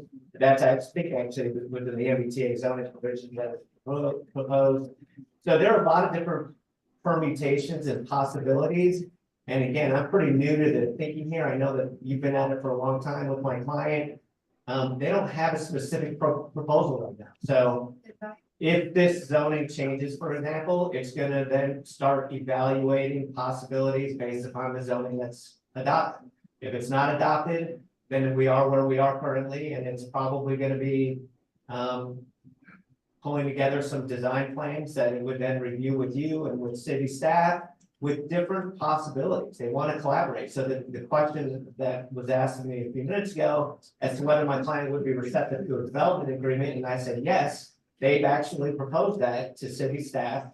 They would be willing to enter into a development agreement to define certain parameters, because most of these proposals are going to require a zoning change in one shape or another. That's not total, it's not true with every concept. There are the possibilities of getting variances, there's the 40B law, and there are other ways to approach it. Their preferred route would be a development agreement where there's negotiated and agreed to parameters, and then a zoning amendment, or zoning changes that would accommodate that negotiated deal. So there's nothing specific proposed right now. Did your client not know that they would need a zoning change when they bought that property? They probably did, but again, they don't have to. I mean, there is a 40B law out there that you may or may not be familiar with that allows developers to come in. I think this building was a 40B development, right? So they could, if they wanted to, proceed under the chapter 40B law, which has, you know, there are reasons why people don't want to do that, but if they hit one roadblock after another, that is an avenue that's open to them. So I think they bought this property because they viewed it as having good development potential. I know you all disagree with that. There was an economic development study done for this area, and one of the things it recommended was building more residences in this area, including multifamily units, to support retail businesses in the area, within a walking distance, and that's part of the economic development. Yeah. No, it's not. I didn't write the study, I just read it yesterday. It's the RCG study for 2019. I'm just saying, the one. Then when you leave this meeting and tell me what retail is that needs more of it. Yeah. You can't get into CVS, and Murphy's is plenty busy. So the 40B laws, if we fall below the 10% inclusionary zoning requirement that we have adopted. And currently, yeah, we're over 10%. So, and we actually required 13% in this Nobscot, and then there's a, excuse me, workforce component too. So I think it totals like 23. some high number of affordable housing, whether it be workforce housing, which is not subject to a government voucher, or affordable housing, which is for those people who possess a government voucher. I actually work for affordable housing in another community, so I know a lot about that. I've been doing this for a decade. So we don't fall below that, so you can't use that. Nice try. So, but it would, as Jeff has said, it would require some sort of a zoning change, but at least it would be a zoning change that we could control. We could put special permit authority on, that wouldn't be a by right option. So again, that's great to have a development agreement, but that's not to say that that means you're gonna get what you want. No offense, but I've been fighting that. Yeah, thank you so much, Councilor Long, and for Councilor Stein, who was here earlier, for putting this together. And to Jeff as well for being here. You know, I really appreciate the outreach and the willingness on behalf of this developer to come have these conversations. Because originally, when this community sort of discussion around this started, it was because there was a proposal trying to sneak inside for something that was grossly inappropriate for this neighborhood. So I do want to acknowledge that. I appreciate you coming, and I appreciate them being willing to consider things like a development agreement going forward. That said, that is a going forward conversation. The urgent thing in my mind right now is this MBTA law. You know, we have a hard deadline that is under 3 months away. That is not a lot of time to put together a reasonable plan that is going to work for all of our community's needs. And, you know, we can say a lot about why we've arrived at this point, less than 3 months away of having this conversation with this last minute bait and switch on this proposal. That's again, a conversation we're gonna need to have later. But right now, the urgency here is finding a path forward. And there is a lot of appetite here to fight the legal requirement to have a plan at all. There's also a path forward of putting together some sort of plan that we're going to have to acknowledge will be in place. I'm not going to advocate today for one way or another. It sounds like there's a lot of different suggestions, that I encourage people right into your city councilor, right into the council entirely with whichever way you suggest, because the more communication that we can get on record of the community's appetite, that at the end of the day is what's going to sway the outcome here. It's not this community meeting, it's not these dialogues, it's not us up at the microphone. It's how much actual tangible outreach we can get to our city council members, to the mayor, to express what the community wants. So that's my point number one. Please don't just take this meeting, walk away, but sit down, make the time this week to draft up a letter, whether it's only a couple sentences, it doesn't matter. Email it in, send it over, get your voice and your opinion heard. My other point is, you know, it was referenced that economic development plan from 2019, which was refreshed, I think, last year with some updates. It does call out that the area of Nobscot has some opportunity for development, and we have done so. We have that new development going up at the plaza right behind CVS. We are adding 158 units in that space. There's going to be retail on the first floor. There are actions that are being taken in that direction, but there is possible to do too much and to then overbuild in a location that is neither built for it with infrastructure, nor appropriate from the actual sentiment of what this area and this neighborhood wants to be, why we all bought here. You know, I bought right on the corner of Edmonds Road and Gennardi because I loved being across from a farm. I don't want to be behind my barn, you know, having 1,000 units or even 500 units. So to me, right now, figuring out what a plan is going to be with this MBTA law specifically should be step number one. Once we have a plan there, then we can engage in conversations about what this specific parcel might look like in the future. But for right now, MBTA should be the focus. Let's get a plan in place. Let's use what's called out in that development plan. You know, it specifically called out how many under or unutilized industrial zone and parcels are in Framingham, some of which have, say, contamination issues, which make them undesirable to build. Well, if we're going to have to put some parcels together for by right zoning to build, can we use those? Can we beautify Framingham by taking those ugly eyesore locations that might be challenging to build on and serve those up as opportunities? Because if it's gonna be an issue to try and build there, we might as well put it in for a developer who has more benefit of having that by right zoning at the end. So there's a trade-off factor there. Can we leverage those zones? Can we use these plots? And I appreciate so much what you're doing here, Councilor Long, in trying to advocate for places like 990 or Speen Street or Shoppers World. You know, we have a chance to try and do something that makes sense for the city according to the actual economic development plan that was put forth for this city. So next steps on that, I plan to attend every meeting that we can socialize. Thank you so much to Vincent and to Tony as well for coordinating the mailing list. If you are not on that list, go to the website, sign up, get yourself on it, because it will inform you of when additional meetings are going to take place. Let your friends and family know who live in the area so that they can also sign themselves up. And let's see what we can do in the next month, as quickly as we can, to get something workable together, because right now the clock is running out so fast on this MBTA issue. We have to get something together. So thank you so much. Appreciate it. Oh, I'm going to take care of that. I don't know what I'm Katie. Thank you, Kate. Okay, well, that's my new press secretary.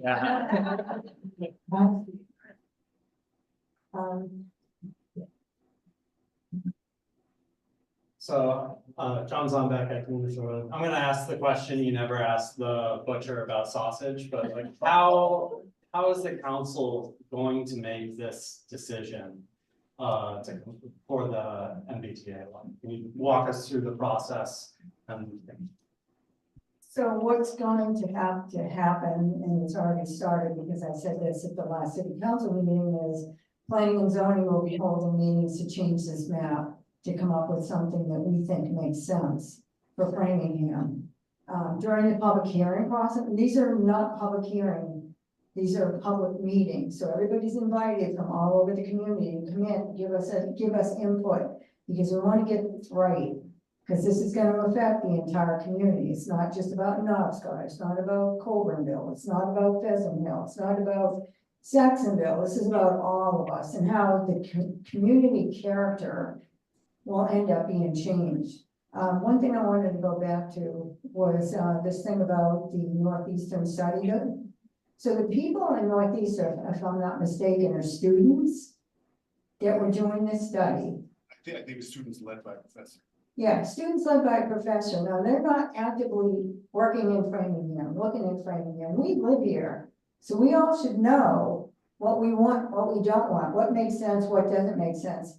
I was just astounded that you would hire students who have never had any life experience working on a construction site, working on actual zoning or planning or economic development, to be presenting us with a form-based zoning presentation of what we should do with our property. I mean, are you serious? So, you know, first of all, we have Euclidean zoning, which is focused on keeping the character of the community and creating different zones all over our community so that we have different options. We have areas that have a lot of open space. We have areas that are close to retail and shopping and have a lot of transportation. We have areas where we have a train that are dense. That people want to move there for multi-housing because they can walk to the train. So there's different options in Framingham. So form-based zoning throws that all away. Form-based zoning speaks strictly to the building.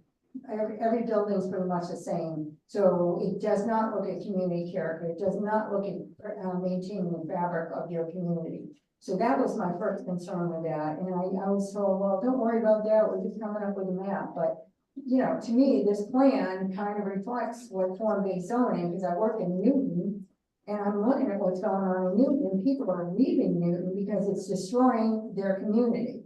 They've got Needham Street, Washington Street, Walnut Street, every Chestnut Street, everywhere you go in Newton, you can't avoid new construction going on, tear downs, redevelopments.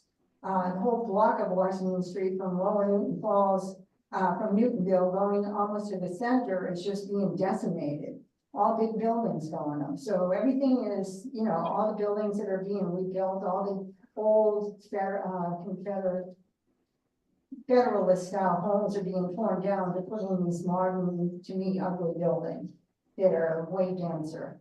So the other part about this fire station, why would we want to move the fire station to that parcel from where it exists, regardless of whether it's in a flood zone or not? And I know it is because I'm in the same flood zone, because I'm right behind that fire station on Hemingway.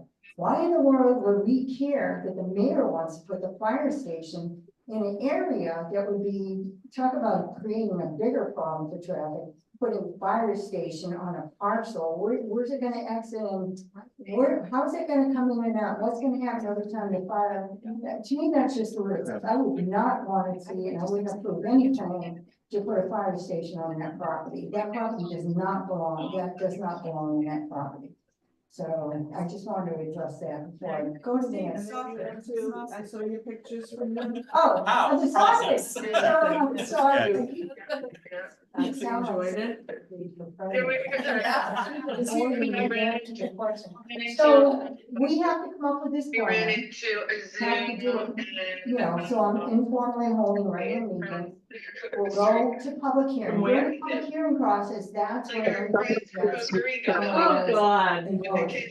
So again, we don't have 90 days, we got 60 or whatever it's gonna be. We're trying to get this done by somewhere in, you know, hopefully mid-November. Get a plan voted, but that's what the public comes in, because you can come in and comment on what you want, but you don't go to the planning board meetings. Awesome. The planning board will. Does Axwell give seem unanimous to, like, from Now, your your input and your recommendations is where that gets amended and then sent back to us, and if we agree with it, that's great, if we don't, the city council will make further amendments to that, but the city council, at the end of the day, ends up voting, and it is only a majority vote.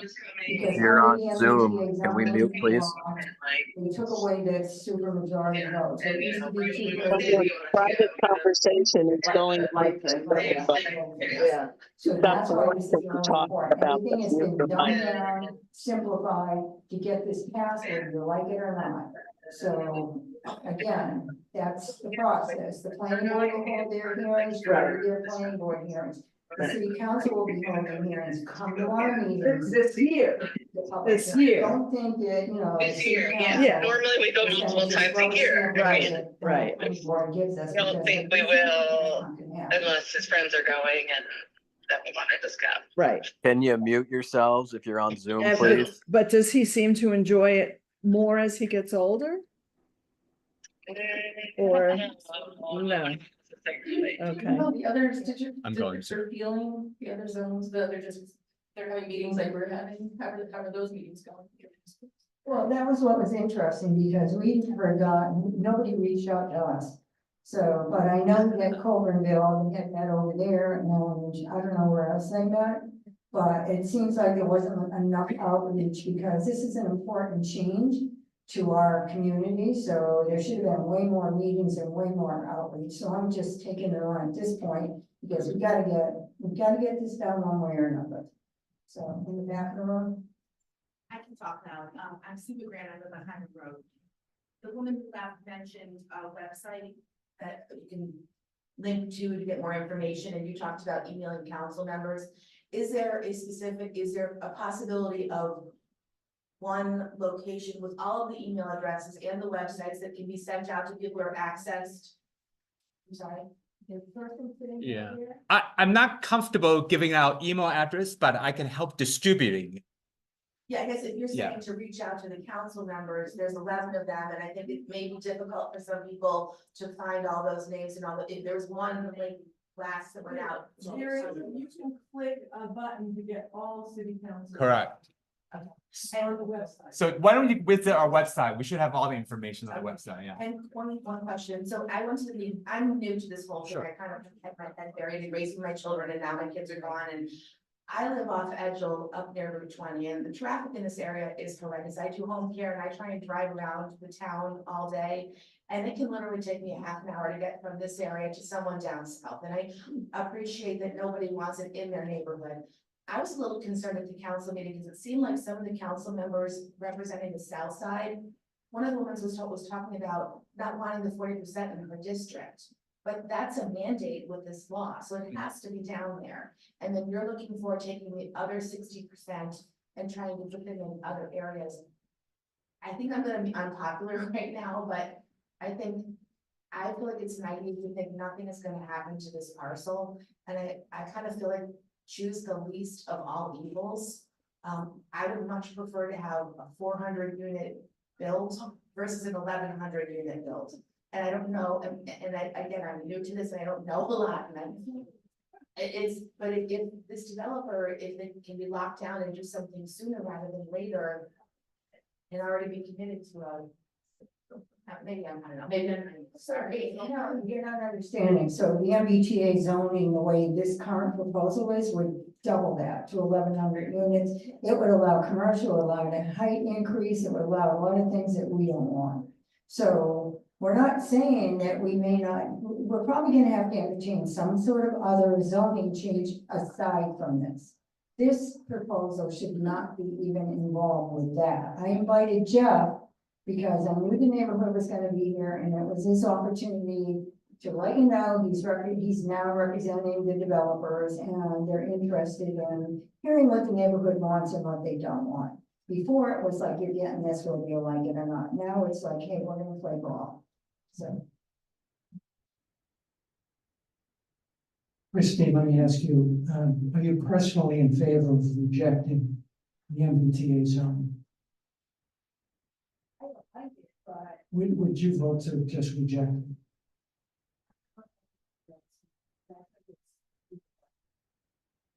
Well, I mean, the town, as I understand it, the city council can just reject it, is that?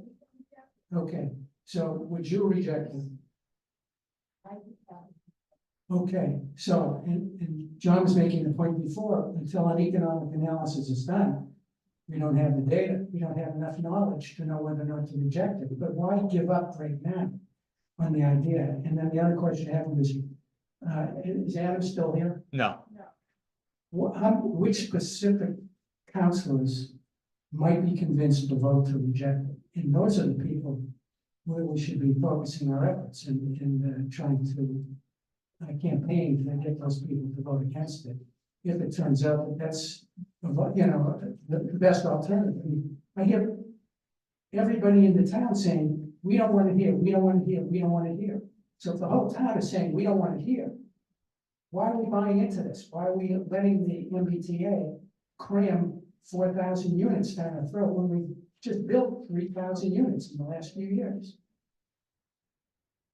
So from my take on everybody on the city council, there would be probably me, Adam, and 1, 2, 3. There's a few people on the council that want more housing. So they would not be in favor of, but the majority, I'm pretty sure, not want to name names, but I think you might get close to a majority who would be wanting to vote against it. But I also know there's people on the other side, there's probably 5 that wouldn't be interested in trying to reject this. So it would be close. There might be one swing vote in there.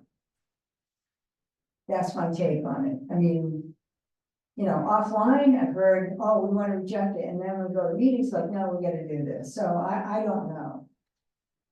So. Hold on. I just want to point out that every time we add individuals that live in apartments, they have different needs than us homeowners. So I think probably most of the people here are homeowners, and especially in this part of town. And think about the dilution of your vote when we add 1,000 apartments along with the 150 over there. And it's just common sense that people have different needs. And as they keep changing the demographics of the town, your homeowners and people that are paying the taxes that are higher usually than the other thing, there is no advantage to being a homeowner in Framingham if it keeps going the way it is, because your vote is not going to be worth it. And I think people need to remember that. This one development that they're proposing for a year on this side, I don't know the exact numbers, but just think about how many houses it takes to get 2,000 voting people. And I can stand, if I live in that apartment, I can stand at the front door and talk to everybody on their way out. But to try to reach all of you type of people, we just talked about it now, try to reach all these neighborhoods and all of that. So it's much easier for people to share their common needs, especially when you put the high density. And so this stuff is going to change the town for good. And people don't talk about that a lot, but that's what's happening. It's already happening because you already have people that have different needs. And now what are they, 50%? 45%? And then if people don't vote or get organized because they're too busy with kids or family, or they have health problems or whatever.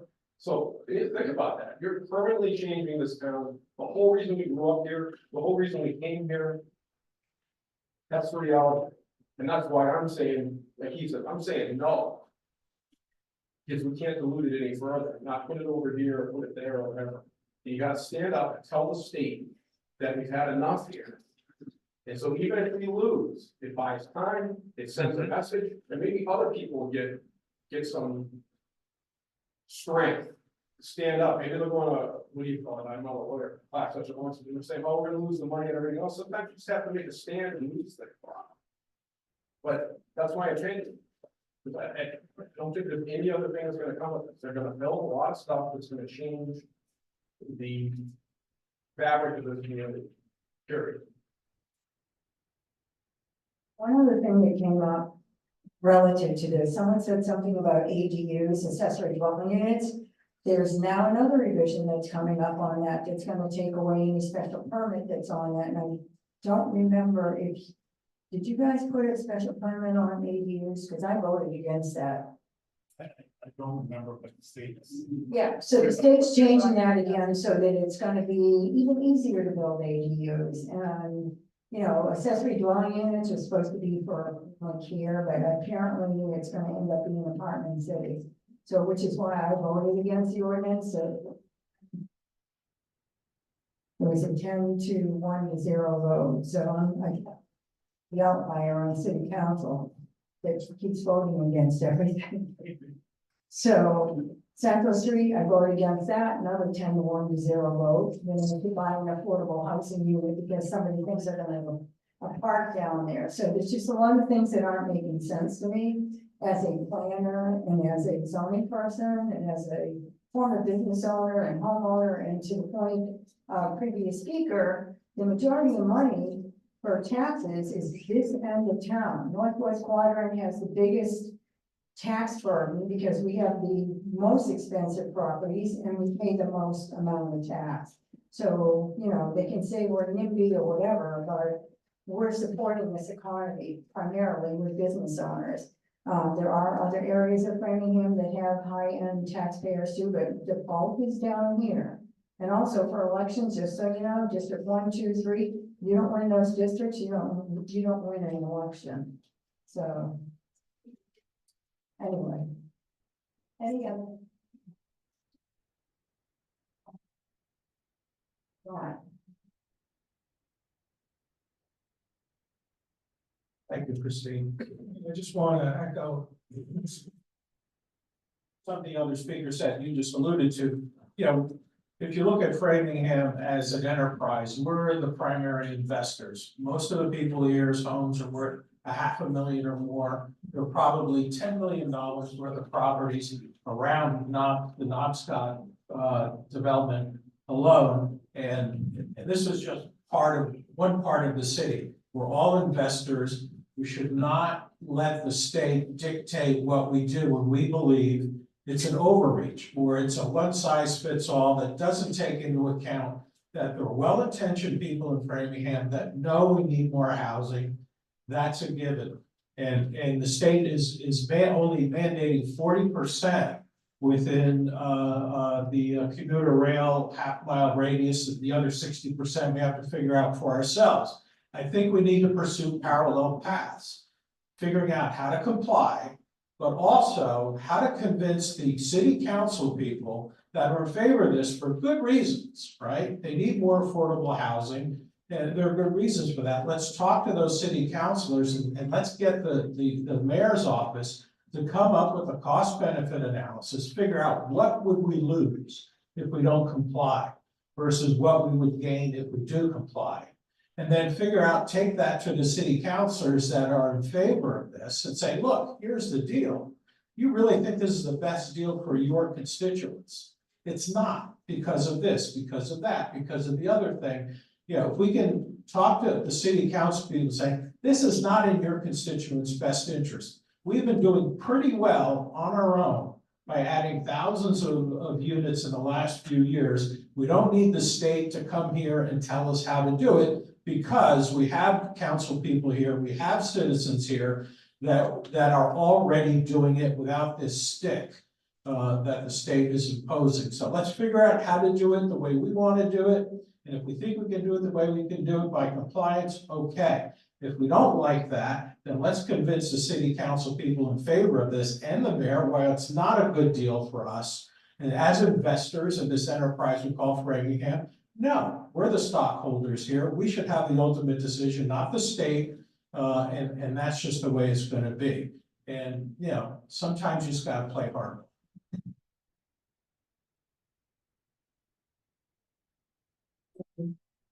Anybody else, or I think we've exhausted this subject? Jeff, do you have any closing remarks? I don't know if I do, Well, but I will say thank you for inviting me to this important neighborhood meeting, and I really do look forward to working with you.